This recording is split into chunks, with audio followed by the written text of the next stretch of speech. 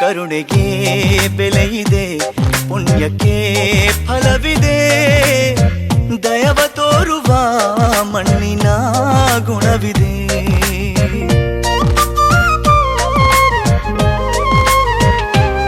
ಸಾವಿನ ಸುಳಿಯಲಿ ಸಿಲುಕಿದ ಜೀವಕ್ಕೆ ಜೀವ ನೀಡುವ ಹೃದಯವೇ ದೈವವು ಹರಿಸಿದ ಕೈಗಳು ನಮ್ಮನ್ನು ಬೆಳೆಸುತ್ತಾ ವಿಧಿಯ ಬರಹವಾಗಿ ಮೌನದಲ್ಲೇ ನಮ್ಮನ್ನು ಕಾಯುತ್ತಾ ಪ್ರತಿಫಲ ಬಯಸದೆ ತೋರಿದ ಕರುಣೆಯು ಮೊದಲು ಮನುಜನೆಂಬ ಸಾರ್ಥಕತೆಯ ನೆಮ್ಮದಿ ತರುವುದು, ನೆಮ್ಮದಿ ತರುವುದು.